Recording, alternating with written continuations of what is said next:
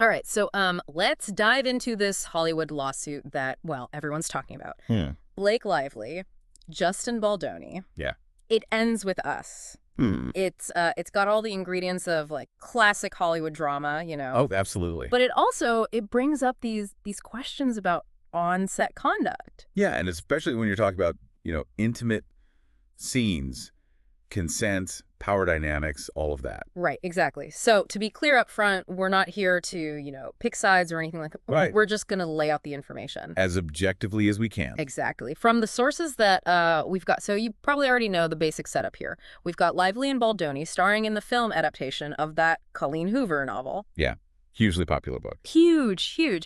And now, out of nowhere, this lawsuit, Lively's alleging sexual harassment. Yeah. And even suggesting that Baldoni tried to damage her reputation. And Baldoni's lawyer is pushing back hard, saying basically that Lively's lawsuit is an attempt to repair her own reputation. Oh. But here's the kicker. They're claiming her reputation was actually damaged by her own actions during, the movie's promotional tour. Oh, interesting. Yeah. So that adds another layer to it all, doesn't it? It does. It does. And it gets even messier, I guess you could say, when you look at, the specific claims in the lawsuit. Lively says that during a scene where they were supposed to be kissing, Baldoni, bit and sucked on her lower lip. And apparently he insisted on doing multiple takes. Multiple takes. Wow. Without her consent, she says.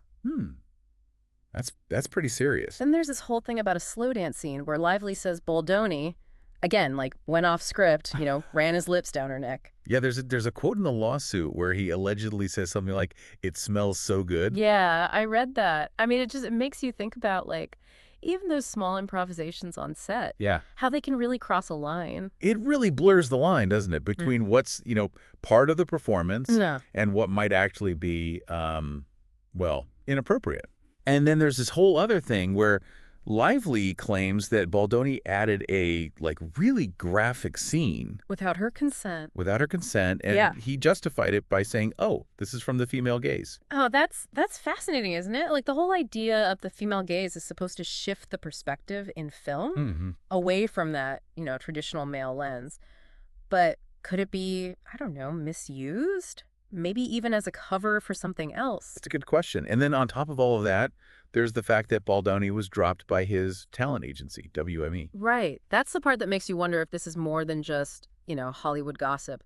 Could this actually change how the industry works? Yeah. It seems like maybe they're taking these allegations seriously. So we've got this whole pile of accusations, denials, and, a lot of questions.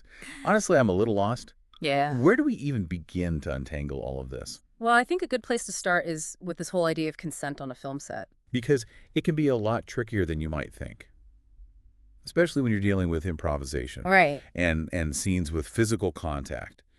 What one actor might see as a minor change could feel like a huge violation to another actor. Yeah, that makes sense. But wouldn't, an intimacy coordinator have prevented all of this? You would think so, right? Yeah. But it's not always that simple. Think about it. You're on set, things are moving fast, and then an actor suddenly goes off script in a way that makes their co-star uncomfortable. Does the intimacy coordinator have the power to stop filming right then and there? Oh. Can they overrule the director? That's a good point. It's complicated. Because it's not just about having someone there to, tick a box, right? Exactly. It's bigger than that. It really raises the question of, power dynamics on set. Who gets to decide what's okay? Yeah. And what crosses the line? So we're talking about more than just Baldoni and Lively, right? Right. This is about how power works in Hollywood. As a whole. Yeah. And it makes you wonder, if an actor wasn't as famous or powerful as Blake Lively, Right. would they even feel safe speaking up? That's a good question. And then there's that whole female gaze argument. Right. Which is, adding fuel to the fire. I'll be honest, I'm not really sure how that fits into all of this. Well, before we get to that, there's one more piece of this whole puzzle I think we need to consider. Yeah. The fact that Baldoni was dropped by WME, that's a big deal. Yeah. Did they know something we don't? Was there more to their decision than just, a PR move? Right, because it's not every day that a big agency drops a star like Baldoni, especially someone who's known for, positive messages and all that. What do you think this says about, how seriously people in the industry are taking these allegations? That is the question, isn't it? Yeah. Could this be a sign that things are finally changing? Yeah. That actions actually have consequences? Or is this just a one-off, like a PR stunt to make the public happy? It's hard to say for sure. Okay, so we've got consent, we've got power dynamics, a talent agency taking a stand, and then this whole female gaze thing thrown in there too. My head is spinning. What do we do now? Where do we even go from here? Well, let's take a closer look at this whole female gaze argument, Yeah. because that's at the heart of one of Lively's key claims. It's a really powerful concept. But as we've been talking about, it can also be, twisted, Right. misused. Okay, yeah, I'm definitely ready to dive deeper into that. But before we do, let's turn back to you, the listener. What are your initial thoughts on all of this? Does any of this resonate with your own experiences? What stands out to you the most? Just hold on to those thoughts as we explore the female gaze and how it might play into this whole situation. This whole female gaze thing, Mm. it really shows you how complicated it can be to, sort through these ideas, Mm-hmm. especially in Hollywood, Yeah. where image and how people see you are like everything. Yeah, for sure. I'm still trying to wrap my head around it all, honestly. I get the basics, Yeah. like shifting the focus away from how men see women and towards how women see themselves Yeah. and the world. But how do we actually know? Like, is something really from the female gaze Right. or is someone just using the label? You hit the nail on the head. That's the big question, isn't it? Yeah. Anyone can slap a label on something. But the real test is whether the intention behind it Right. and how it actually plays out, if those things match up with the idea of the female gaze. Yeah, I see what you mean. So, like, does a story actually focus on women's experiences, Right. the perspectives? Or is it just using a female character to tell a story that a man came up with? Exactly. Yeah. And in this case, Lively is alleging that Baldoni used the female gaze to justify a scene that she felt was, taking advantage of her. It just goes to show that even if someone has good intentions, Yeah. it doesn't always mean they'll do the right thing. It's like when someone says, I'm not racist, but, Yeah. and then they say something totally racist. Exactly. Just because you put a label on something doesn't mean it actually lives up to that label. Such a good point. It reminds us that we can't just accept things at face value. Yeah. We have to look deeper. Think about the context, the power dynamics, how it affects the people involved. And that's where things get really tricky, I think, especially in Hollywood. Yeah. There's so much pressure to play by the rules, to fit into the power structure. Absolutely. And this brings us back to that other part of this story, the fact that Baldoni was dropped by his talent agency, WME. They haven't come right out and said it was because of the lawsuit, Right. but it's pretty hard not to connect those dots. It makes you wonder what they saw or knew that made them make that decision. It's like they're saying, look, we're not going to represent someone who's facing these kinds of accusations, Yeah. even if those accusations haven't been proven in court yet. And that's a pretty strong statement, isn't it? Because for a long time, it felt like Hollywood was protecting its own, turning a blind eye to bad behavior as long as the person was making money. Could this be a sign that things are actually starting to change?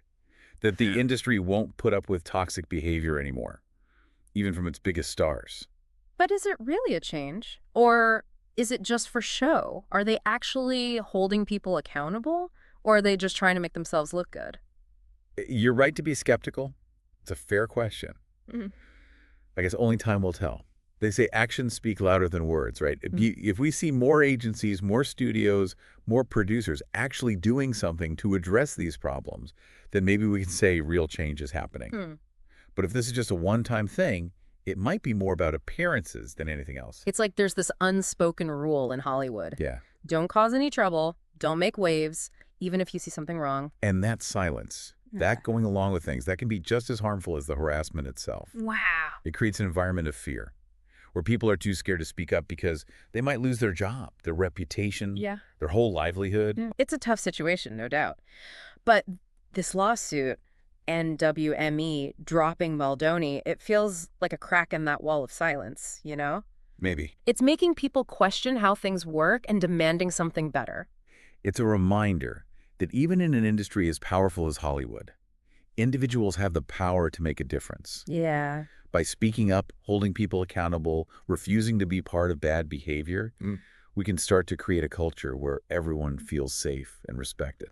That's powerful. And it brings us back to the core of what we're talking about today. What can we learn from this? What can we do as individuals to make things better, not just in Hollywood, but in our own lives, our communities.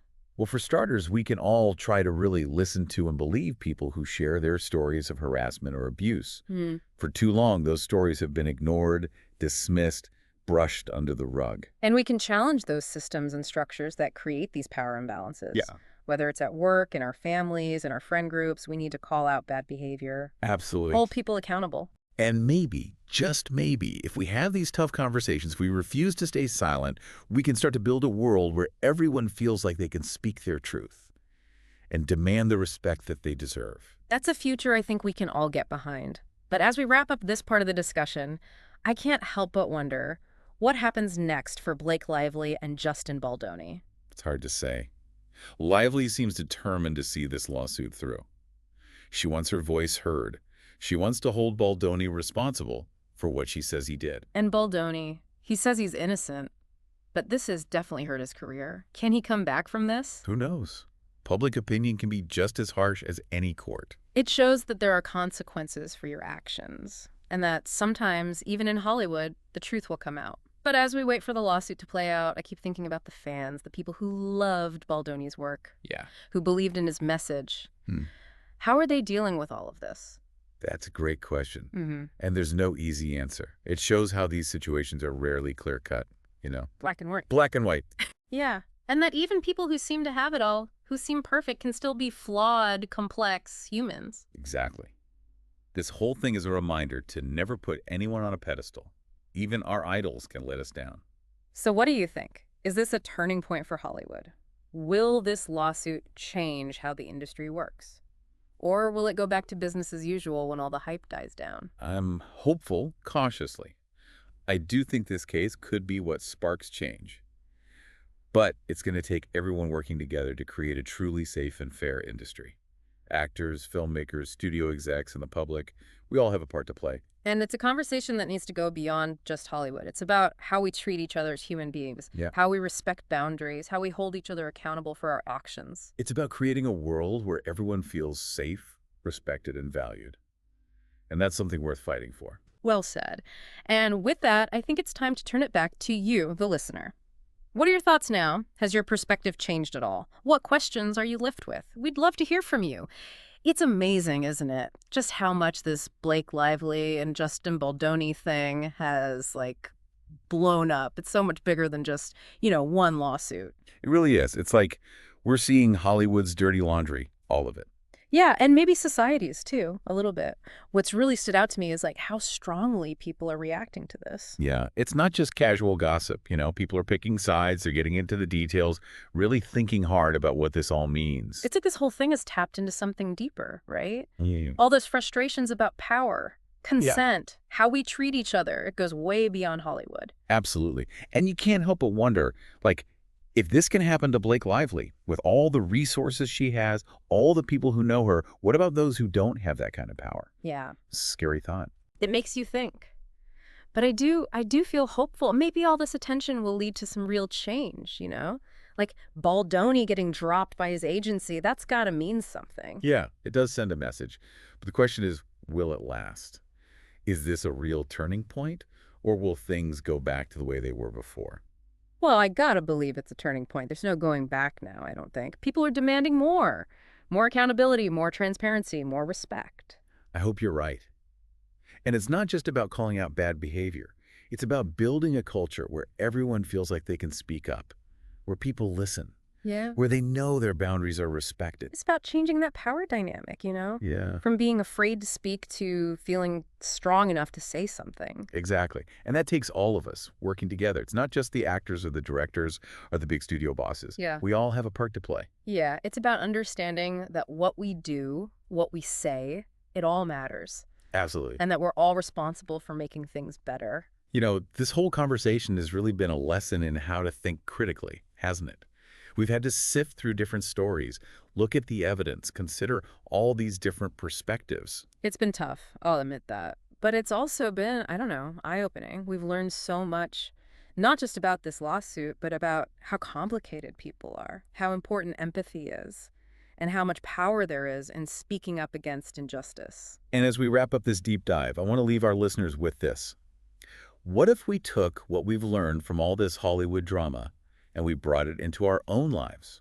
What if we all started looking at those power imbalances in our own relationships, at work, in our families, in our communities? How are we adding to those problems? How can we be part of the solution? Exactly. How can we be more aware of what we say and what we do? How can we make sure we're treating everyone with respect, with kindness, with compassion? Because real change has to start with each of us. It starts with being willing to have tough conversations, to call out bad behavior when we see it, and to hold ourselves and others accountable. We're all part of a bigger system, Yeah. and we have the power to change that system for the better. So as you go about your day, as you interact with people, keep these lessons in mind. Remember how important consent is, how complicated power can be, and how we all have a responsibility to build a more just and fair world. Remember, your voice matters. Don't be afraid to speak up. Challenge injustice. Stand up for what you believe in. Thank you for joining us on this deep dive. We'll No? see you next time.